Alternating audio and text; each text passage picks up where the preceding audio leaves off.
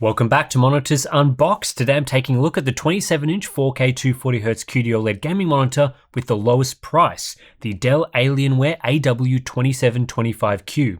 While MSI and Asus are out here selling their models for $1,100 US, this brand new Alienware going on sale today is debuting at just $900 US, a sizable 18% saving. Are you getting less at this lower price point, or is Dell just simply undercutting the other brands and offering better value? Well, let's find out. One of the most important things to note about these 27-inch 4K QD OLED monitors is that all brands use the same panel from Samsung Display. This means that many of the basic fundamentals are the same between models, such as rated response times, contrast ratio, and brightness. There can be differences between features, calibration, and a few other aspects to performance, but nothing hugely substantial, at least not on the level we see from monitors using different panels. I really like the design Dell have gone with for the AW2725Q. The new lineup of Alienware monitors for 2025 is using what Dell calls the AW30 industrial design, in reference to the brand's 30th anniversary. It's a rounded, sleek, minimalistic aesthetic that I think looks great. It's well built, the quality of materials used is very good with a nice finish to the plastic panels, and this gives the monitor a premium look that exceeds what we usually get on gaming displays.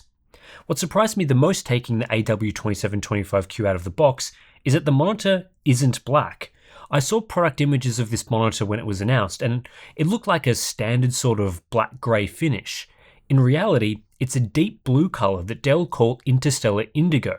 I don't mind this finish at all, I actually think it looks great, but if you were expecting a normal neutral black to fit in with your largely black setup, this is more of a blue tinted black. I think the product images could do a bit more to show that it's this blue-black indigo finish so that you get more of a sense that it's different to other monitor colors. From the front, this monitor looks fantastic, and part of that is the small squarish stand base and sleek pillar. This base is not only compact, allowing a wide variety of keyboard positions, but also flat so that you can still put stuff on top of it, maximizing desk space. It's a sturdy stand that supports height, tilt, swivel, and pivot adjustment with a reasonable maximum height. The port selection is good, but not quite at the level of the MSI and Asus options. While those variants include DisplayPort 2.1 UHBR20, the AW2725Q uses DisplayPort 1.4 with DSC. Both offer the full 240Hz refresh rate over DisplayPort, but the DP 2.1 configuration on the other models does so without DSC.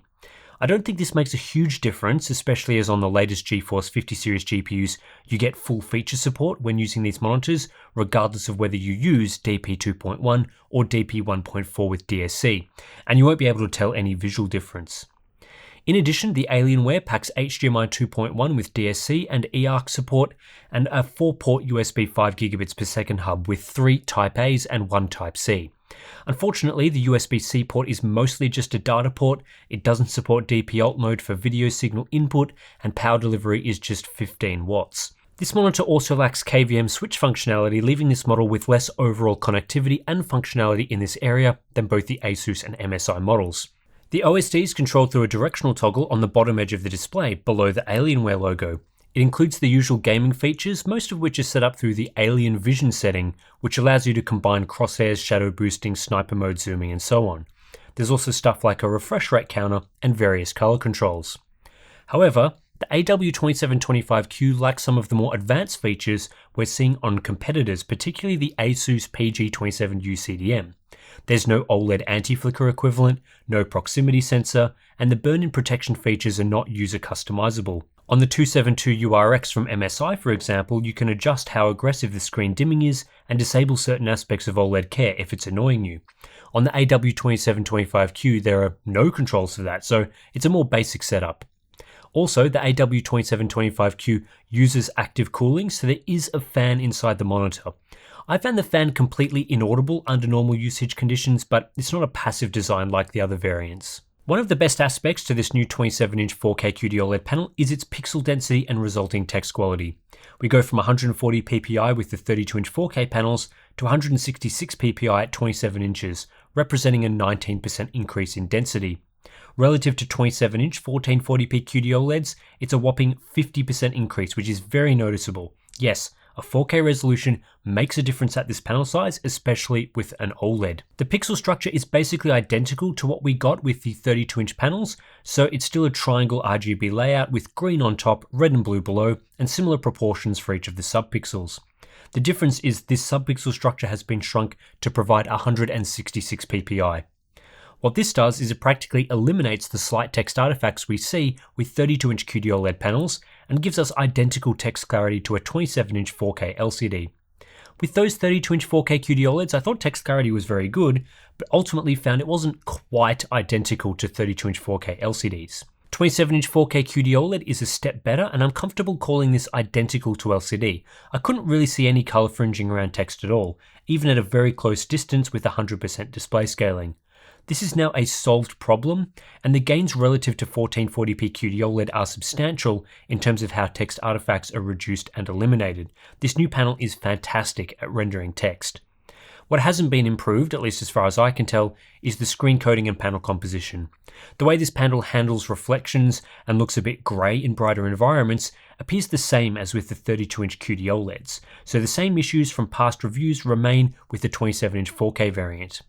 In brighter environments where light sources are in front of the display, the panel has a tendency to reflect ambient light, raising blacks to the point where they appear somewhat grey. This impacts one of the key selling points to getting an OLED, which is its deep blacks. They just won't be that rich or deep in brighter conditions, especially relative to, say, glossy WOLED panels. General reflection handling is very decent, so mirror-like reflections aren't too bad. Though being a glossy panel, there is always going to be some amount of visible defined reflections, which get worse the brighter the conditions are. However, the issues with the coating can be minimized by optimizing the placement of light sources in the room so that the lights are behind the display. The darker the environment, such as gaming in a dim or fully dark room, the better this QD-OLED panel looks, and in dim conditions you will typically get a rich, deep OLED black experience. It's really hard to say whether this will be an issue for you, as it can be a case-by-case basis. Personally, I do find it annoying and one of the larger issues with QD-OLED panels, but if you primarily game at night, it's not anywhere near as much of a concern. At the very least, it's something to be aware of. What's also important to be aware of is that OLEDs generally aren't great monitors for desktop usage, productivity apps, and web browsing because they are susceptible to permanent burn-in. It's nice that this 27-inch 4K OLED has great text quality for desktop work, but it's not immune to burn-in. Anything with static content like toolbars or icons on screen for a long period of time, like you get with most desktop apps, is at risk of burning in. Conversely, dynamic content like gaming is at practically no risk of burn-in, so don't worry about this if you're primarily using an OLED for gaming.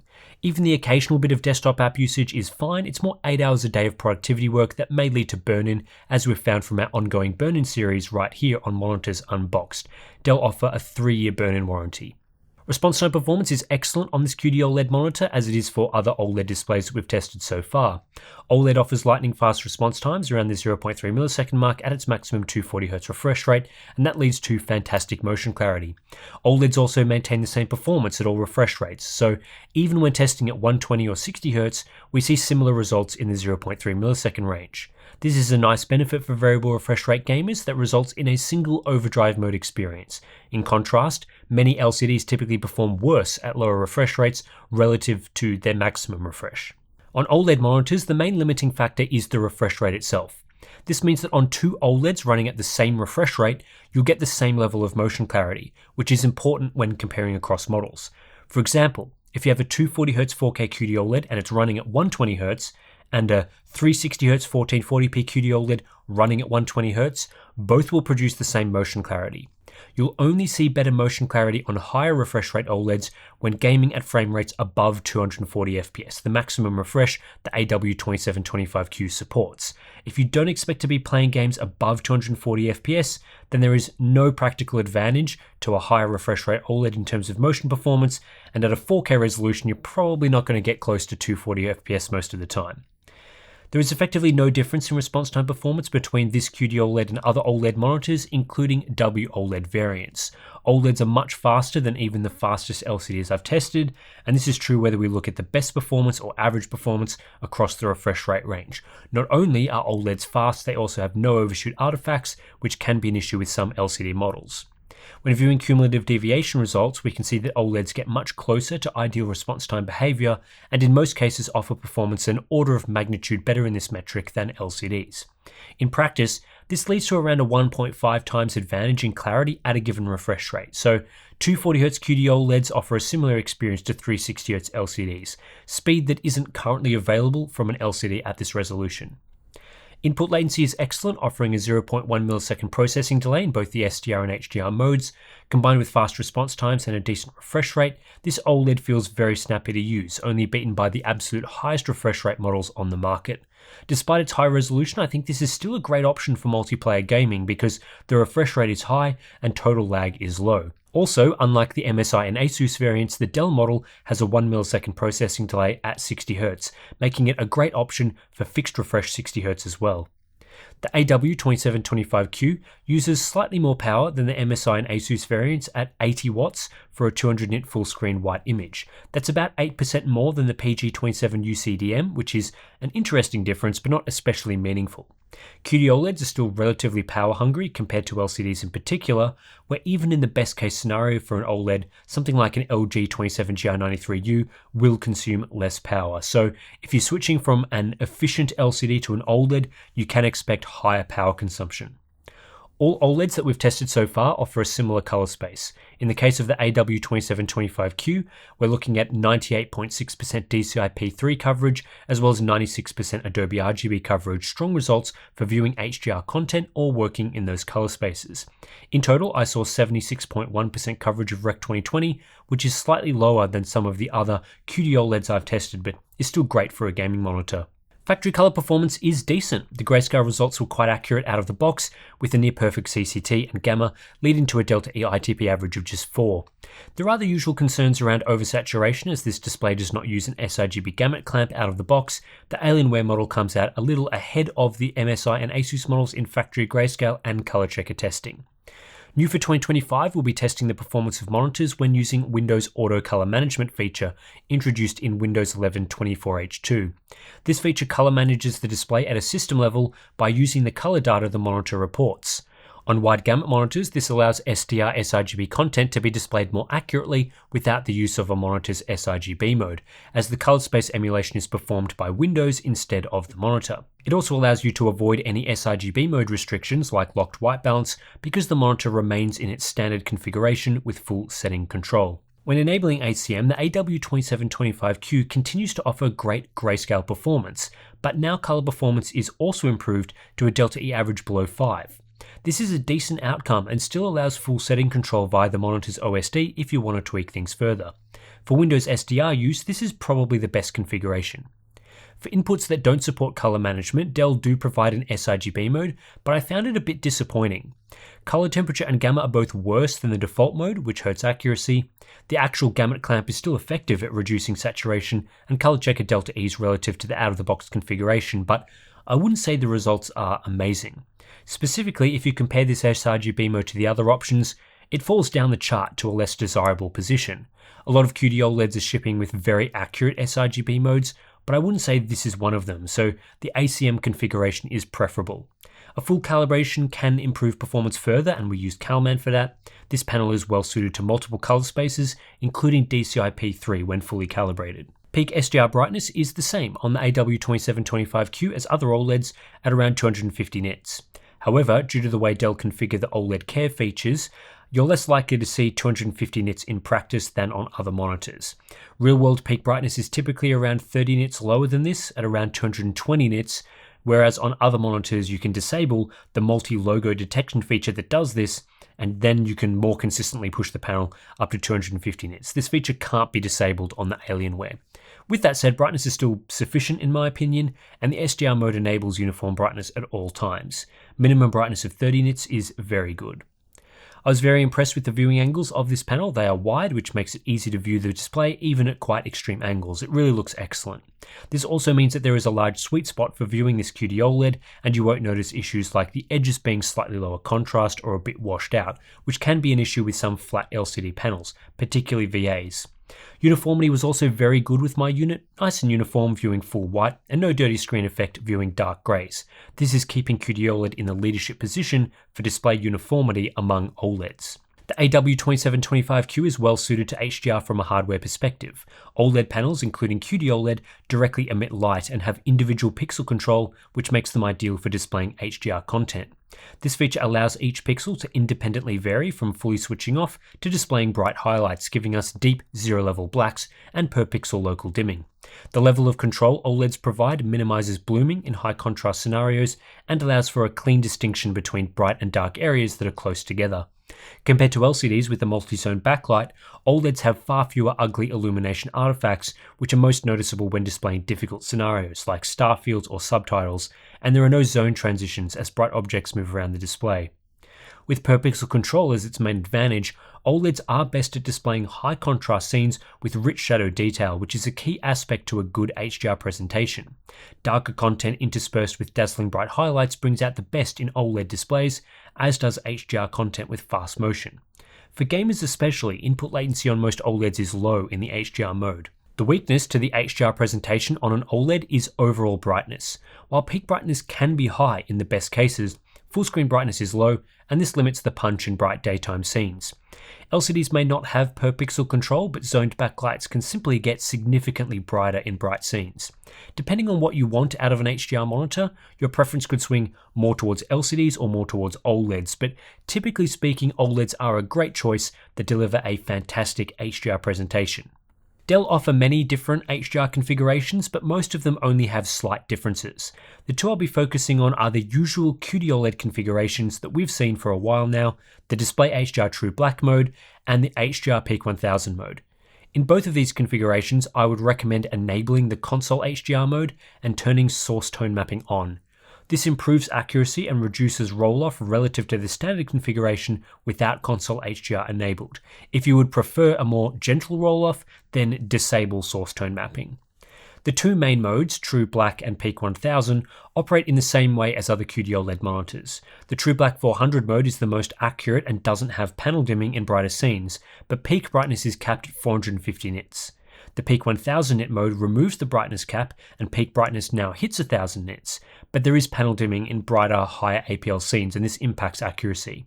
Dell do not offer a boosted brightness configuration like we see on some QD OLEDs, for example the Gigabyte FO32U2P.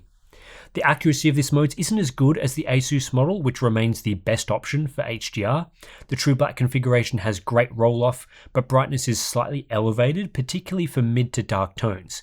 This display still looks great in HDR scenes when using the True Black mode, so this brightness elevation doesn't ruin image quality, but it's not as accurate as the PG27U CDM. This elevated mid to dark tone brightness is also present using the Peak 1000 mode, and there's no other configuration of settings that prevents this. Naturally, this mode offers a higher level of brightness in general, though Dell haven't solved or attempted to solve the panel dimming in this configuration when viewing brighter scenes.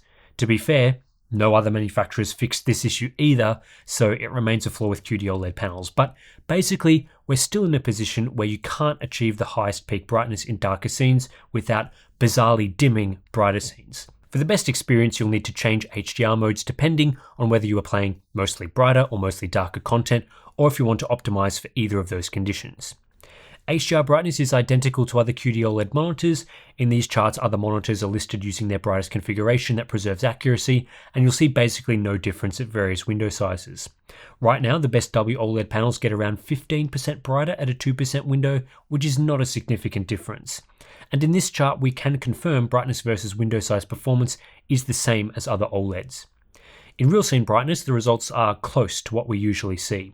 The True Black mode has no panel dimming, the Peak 1000 mode does. The True Black mode has higher brightness in mid to high APL content, but is capped to 450 nits. The Peak 1000 mode can reach over 900 nits in real world scenes, but isn't as bright in higher APL scenes. The only real difference between the AW2725Q and other models is that there are some scenes which aren't quite as bright as those other models, but the MSI 272URX, for example, is just 13% brighter on average, which isn't a large difference. It's only when compared to WOLEDs that the brightness experience becomes notably better, and right now there is no 27-inch 4K WOLED alternative. In HDR calibration, due to those EOTF tracking results we saw earlier, the AW2725Q isn't as accurate as models such as the PG27U CDM. The Alienware model doesn't perform badly, it's just more of a mid-table performer, so if you wanted the absolute best accuracy for HDR content, you'd be better off with the ASUS model. But the results are definitely still usable and don't ruin the HDR experience. Then for HDR color volume, we see great results in line with other QD-OLED monitors, provided you are using the settings that enable the highest levels of brightness. I should also mention here that the AW2725Q supports Dolby Vision, and this can be enabled through a toggle in the OSD settings. Right now, this is mostly useful for source devices that aren't a Windows gaming PC because Dolby Vision support sucks on Windows. But if you're watching video content using a media player, Dolby Vision is a useful inclusion, though right now we don't have solid tools to test Dolby Vision performance on monitors like this. Final section of the review is the Hub Essentials checklist. Dell largely do a good job of advertising this monitor, with the usual exception for response time numbers.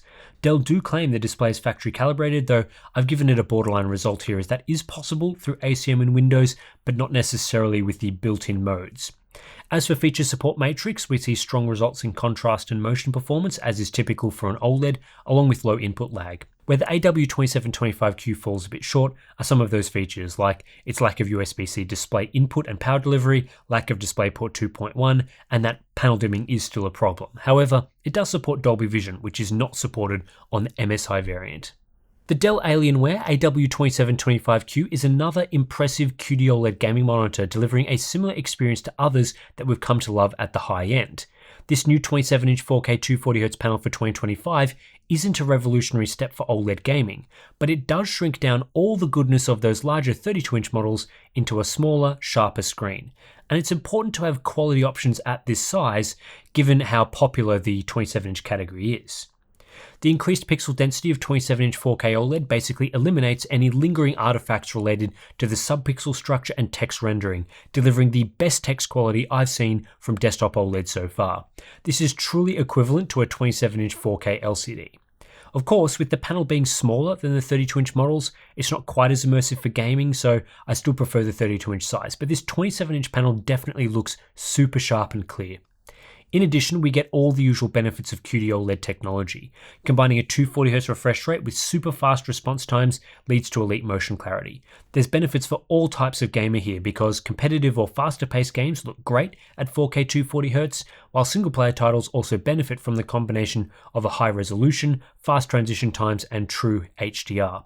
Deep blacks, per pixel dimming, and bright highlights leads to a stunning visual experience in a lot of titles. Unfortunately, this new 27-inch panel doesn't resolve some of the issues with QD-OLED technology, such as raised blacks in brighter environments due to the panel composition and panel dimming in brighter HDR scenes. And of course, there's the risk of permanent burn-in that limits this display's usability for desktop apps and productivity, despite its excellent pixel density and 3-year burn-in warranty. For improvements in those areas, we'll just have to wait for a future OLED generation. I've now reviewed 3 of these 27-inch 4K OLEDs, so the big question is, what model should you buy? The Alienware AW2725Q, the MSI MPG272URX, or the ASUS PG27U CDM? Comparing all the testing results and features, the ASUS PG27U CDM is still the best model overall. It has similar panel characteristics such as contrast, speed, and brightness, but the ASUS model is better calibrated in both the SDR and HDR modes. In addition, it has a stronger feature set, including DisplayPort 2.1, UHBR20, better USB-C functionality, the OLED anti-flicker mode, proximity sensor, and black frame insertion. It also retains Dolby Vision support. If you want the best, the PG27U CDM is the model to get, but you'll be paying about a 20% premium for it. The AW2725Q is still a very good monitor in my opinion, and I prefer the Alienware design. But there are few unique features or performance characteristics I can point to where the Alienware is better. It does support eARC, which the ASUS model does not, but outside of that, it's simply less feature-rich.